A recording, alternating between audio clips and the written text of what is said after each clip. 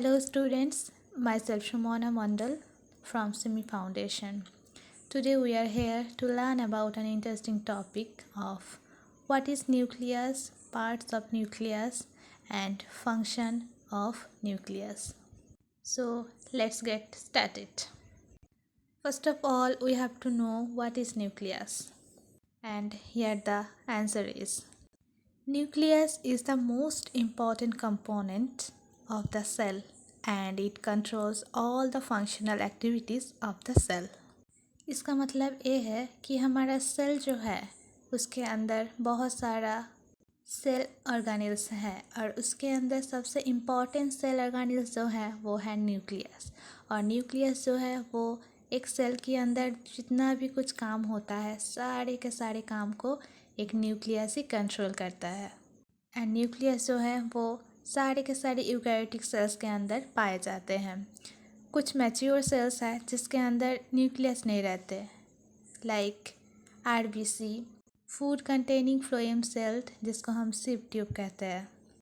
इस क्वेश्चन को आप अच्छे से याद रखना कि न्यूक्लियस कहाँ पाए जाते हैं और कौन कौन सी जगह में ये नहीं पाए जाते हैं। तो न्यूक्लियस सारे के सारे यूकैरियोटिक सेल्स के अंदर पाए जाते हैं और नहीं पाए जाते हैं एनिमल्स के अंदर जो है मैमलियन रेड ब्लड कार्पासल्स एंड प्लांट्स के अंदर है फ्लोएम सेल जिसको हम सिप ट्यूब बोलते हैं। Okay, the nucleus is the primary carrier of the hereditary material. Hereditary material मतलब जो है डीएनए, और हेरिडिटरी मटेरियल कैरियर इसका मतलब है कि एक जनरेशन से दूसरे जनरेशन में जितना भी जेनेटिक कैरेक्टरिस्टिक ट्रांसफॉर्म होते हैं उसका प्राइमरी कैरियर जो है वो है nucleus. Nucleus was first discovered bye A botanist name Robert brown इन 1831। हम जान गए हैं कि न्यूक्लियस क्या है और कहाँ कहाँ ये पाया जाता है और किसने फर्स्ट इसको डिस्क्राइब किया है, मतलब डिस्कवर किया है। अब हम जानेंगे parts of nucleus. In this picture you can see that the nucleus is divided into 4 parts: nuclear membrane, nucleoplasm, chromatin and nucleolus. Now we will learn about in details with the parts of nucleus. Now we will learn about nuclear membrane. What is nuclear membrane, where it is found and how many parts in the nucleus membrane, and what is the function of nuclear membrane. Nuclear envelope is a part of nuclear membrane which is double layer and semi-permeable. Is separated nucleus from surrounding cytoplasm. मतलब nuclear envelope जो है nuclear membrane की एक part है जो है double layer and semi permeable. Semi permeable का मतलब यह है कि इस लेयर से बॉडी के अंदर जितना भी फ्लूइड है वो जा सकते हैं, मतलब कि सारे के सारे कंपोनेंट फ्लूइड के नहीं जा सकते, कुछ कुछ जा सकते हैं, इसलिए हम इसको सेमी परमिएबल बोलते हैं। और इन न्यूक्लियस को सेल के अंदर सेल के बाहर जो साइटोप्लाज्म है उससे सेपरेट रखते हैं ताकि न्यूक्लियस साइटोप्लाज्म के सेपरेट रख सकते हैं, और इस काम को करते हैं न्यूक्लियर एनवेलप।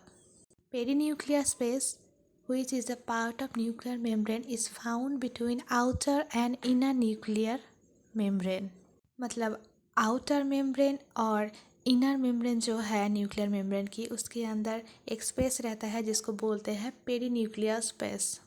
न्यूक्लियर मेम्ब्रेन के जो आउटर मेम्ब्रेन है वो connected with endoplasmic reticulum and it also contain ribosomes, while in the inner membrane is smooth. The nuclear membrane contains a large number of pores which may be circular or polygonal, having a diameter of about 40 to 100 millimeter। मतलब nuclear membrane जो है वो बहुत सारा nuclear pores contain करते हैं जो circular और पॉलीगोनल इन शेप और लंबाई में 40 से 100 मिलीमीटर तक है। हमने कुछ देर पहले जाना कि न्यूक्लियर एनवेलप जो है वो न्यूक्लियस से साइटोप्लाज्म को सेपरेट करते हैं, लेकिन सेपरेट करने से क्या न्यूक्लियस और साइटोप्लाज्म कनेक्ट नहीं हो पाते? यस, ये दोनों कनेक्ट हो पाते हैं by this large number of pores. मतलब न्यूक्लियर मेम्ब्रेन के अंदर न्यूक्लियर एन्वेलप है जो न्यूक्लियस और साइटोप्लाज्म को सेपरेट रखते हैं, और न्यूक्लियर मेम्ब्रेन के अंदर जो पोर्स है वो न्यूक्लियस और साइटोप्लाज्म को कम्युनिकेट करने में हेल्प करता है। मतलब सेपरेट भी न्यूक्लियर मेम्ब्रेन के अंदर होता है और कम्युनिकेशन भी न्यूक्लियर मेम्ब्रेन के अंदर ही होता है by two different type of part, nuclear envelope and nuclear pores. और ये न्यूक्लियर एन्वेलप जो है वो हर टाइम न्यूक्लियर मेम्ब्रेन के अंदर नहीं रहता है। हम आगे जाके जब माइटोसिस और मियोसिस के बारे में पढ़ेंगे तब जानेंगे कि न्यूक्लियर मेम्ब्रेन के अंदर न्यूक्लियर एन्वेलप जो है वो कैसे डिसअपियर होता है। तो अभी आप न्यूक्लियर मेम्ब्रेन के अंदर कितने सारे पार्ट्स है ये आप जान लीजिए, और इसका काम क्या है ये अच्छे तरह से जानिए। अगर हम एक सेंटेंस में न्यूक्लियर मेम्ब्रेन के फंक्शन को डिस्क्राइब करना चाहते हैं तो हम बोल सकते हैं कि nuclear membrane acts as a barrier that separates nucleus from the cytoplasm. अब न्यूक्लियर मेम्ब्रेन के बारे में तो हमने पढ़ लिया और जान भी लिया। अब हम पढ़ेंगे न्यूक्लियोप्लाज्म क्या है और इसका फंक्शन क्या है। The nucleus contains a viscous fluid that the nucleoplasm which keep nucleus turgid। Nucleoplasm एक ऐसा विस्कस फ्लूइड है जो न्यूक्लियस को टारगेट फील देता है। न्यूक्लियस के सराउंडिंग जो जेली लाइक स्ट्रक्चर है उसको हम एक सेंटेंस में न्यूक्लियोप्लाज्म बोल सकते हैं, जो न्यूक्लियस को टारगेट फील देता है। ये जो जेली लाइक फ्लूइड और न्यूक्लियोसैप जो भी बोल सकते हैं हम, ये बहुत सारे एंजाइम्स को कंटेन करता है, जैसा कि nucleic acid synthesis like DNA और RNA polymerase, metal ions, histone and non histone protein. Underlying the inner nuclear membrane is the nuclear lamella, a fibrous meshwork that provides structural support of the nucleus। इसका मतलब nuclear membrane के नीचे एक fibrous nuclear lamella है जो nucleus को structural support देता है। क्योंकि न्यूक्लियोप्लाज्म तो एक जेली लाइक स्ट्रक्चर और फ्लूइड स्ट्रक्चर है, तो ये तो न्यूक्लियस को सपोर्ट नहीं कर पाएंगे, तो इसीलिए उसके अंदर एक न्यूक्लियर लैमिला है जो न्यूक्लियस को स्ट्रक्चरल सपोर्ट देते हैं। तो अगर क्वेश्चन में आपको पूछा जाए कि न्यूक्लियर लैमिला कहाँ रहते हैं तो आप बोलेंगे कि underline the inner nuclear membrane. और इस इनर न्यूक्लियर मेम्ब्रेन के अंदर ही न्यूक्लियोप्लाज्म रहते हैं और न्यूक्लियोप्लाज्म के अंदर ही न्यूक्लियर लैमिला रहते हैं। मतलब ये दोनों ही इनर न्यूक्लियर मेम्ब्रेन की पार्ट्स है। The nuclear lamella is thought to serve as site of chromatin protein। आगे जाके हम न्यूक्लियस की और एक पार्ट जो है क्रोमाटिन वो हम पढ़ेंगे।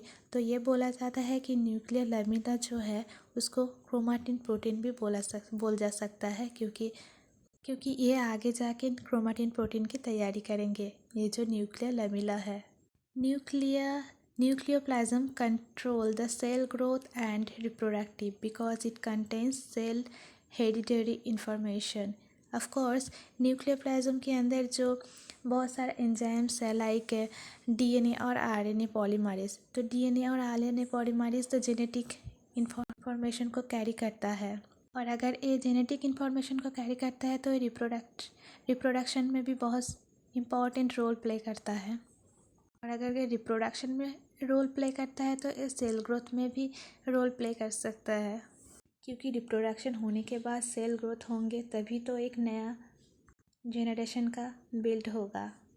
तो अगर हम यहाँ पे बोलते हैं कि न्यूक्लियोप्लाज्म क्या है और न्यूक्लियोप्लाज्म की फंक्शन क्या है, तो न्यूक्लियोप्लाज्म एक फ्लूइड लाइक स्ट्रक्चर और जेली लाइक स्ट्रक्चर है जो न्यूक्लियस को टर्जिड फील देता है, और ये बहुत सारे एंजाइम कैरी करते हैं लाइक डीएनए और RNA polymerase, histone and non histone proteins.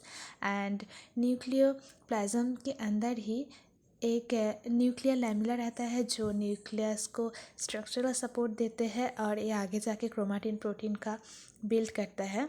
और न्यूक्लियोप्लाज्म जो है वो रिप्रोडक्शन और सेल ग्रोथ में भी एक अहम हिस्सा लेते हैं, क्योंकि ये डीएनए और आरएनए जो है हेरिडिटरी इन्फॉर्मेशन वो कैरी करते हैं एक जनरेशन से दूसरे जनरेशन में। The third part of nucleus is chromatin. And now we will learn about chromatin. The term chromatin means colored material indicate the ability of this material to easy take up to stain for microscopic examination. Chromatin का जो term है वो है colour material indication, और ये जब microscopy examination में जाते हैं तो बहुत आसानी से इसको हम देख पाते हैं। मतलब ये तो कलरफुल है, तो हम न्यूक्लियस को अगर देखते हैं तो उसके अंदर क्रोमाटिन को अच्छे से पहचान सकते हैं क्योंकि ये कलर्ड है। The chromatin occurs in a non dividing nucleus as fine filaments. मतलब एक न्यूक्लियस के भीतर क्रोमाटिन का जो ऑकरेंस, मतलब हम पैदाइश बोल सकते हैं, न्यूक्लियस के अंदर क्रोमाटिन का ऑकरेंस एक नॉन डिवाइडिंग न्यूक्लियस की तरह होता है जो फाइन फिलामेंट इन फॉर्म रहता है। हम आगे जाके पढ़ेंगे कि न्यूक्लियस कैसे डिवाइड होते हैं। हम माइटोसिस और म्यूसिस प्रोसेस में ये पढ़ेंगे डिटेल से। तो ये न्यूक्लियस जब नॉन डिवाइडिंग फेज में रहता है तभी ये इस क्रोमाटिन का ऑकरेंस होता है न्यूक्लियस के अंदर। क्रोमाटिन के अंदर बहुत सारे प्रोटीन्स रहते हैं and the major proteins of chromatin are the histones which is a small protein containing high proportion of basic amino acid, arginine and lysine that facilitate binding with negatively charged DNA molecule। मतलब chromatin के अंदर जो main protein रहता है histone, वो छोटे छोटे amino acid, आर्गानिन, lysines के साथ कंसिस्ट रहता है जो नेगेटिव डीएनए मॉलिक्यूल के साथ बाइंड रहता है। मतलब क्रोमाटिन के अंदर जो प्रोटीन्स है वो डीएनए के साथ बाइंड रहता है और डीएनए जो है वो तब नेगेटिव रहता है। And the function of the chromatin is tightly packing of DNA to fit into the cell. Chromatin के अंदर डीएनए रहता है और वो डीएनए को सेल के अंदर अच्छे तरह से फिट करता है, क्योंकि डीएनए लंबे होते हैं और क्रोमाटिन जो है वो फ्यूज़ होके टाइटली पैक्ड रहता है, और क्रोमाटिन जो है वो डीएनए डैमेज को प्रिवेंट करता है। क्रोमाटिन का जो मेन फंक्शन है वो हमें तो पता ही है, क्रोमाटिन के अंदर बहुत सारे हिस्टोन प्रोटीन रहता है और डीएनए भी रहता है। तो इस प्रोटीन्स और डीएनए को मिला के ये क्रोमाटिन प्रोटीन जो है वो क्रोमोसोम में कन्वर्ट करते हैं जो न्यूक्लियस के अंदर रहते हैं। तो अगर आपसे पूछा जाता है कि क्रोमोसोम कैसे बनता है तो आप बोलेंगे कि क्रोमाटिन के अंदर जो हिस्टोन प्रोटीन है और डीएनए है वो मिल के बनाता है क्रोमोसोम। क्रोमोसोम रहता है न्यूक्लियस के अंदर। तो स्टूडेंट, क्रोमाटिन क्या है ये तो आपको पता चल गया है। अब हम पढ़ेंगे न्यूक्लियस की फोर्थ पार्ट जो है nucleolus. Nucleolus was first discovered by Fontana in 1781 and the term nucleolus was coined by Baumann in 1840. Nucleolus is characterized by the absence of limiting membranes, presence of chromatin and granules and fibrils of RNA and protein. Nucleolus जो है वो limiting membranes के साथ बने होते हैं। इसके अंदर प्रेजेंस रहता है chromatin and granules and fibers of DNA and protein. The configuration of nucleolus is maintained by the calcium. Nucleolus disorganizes itself during the late prophase and reappear during telophase. Prophase हम आगे जाके पढ़ेंगे ये सब step, but अभी हम पढ़ेंगे कि न्यूक्लियोलास जो है वो लेट प्रोफेज स्टेप में डिसऑर्गेनाइज रहते हैं और फिर से रीअपियर होता है टेलोफेज स्टेज में।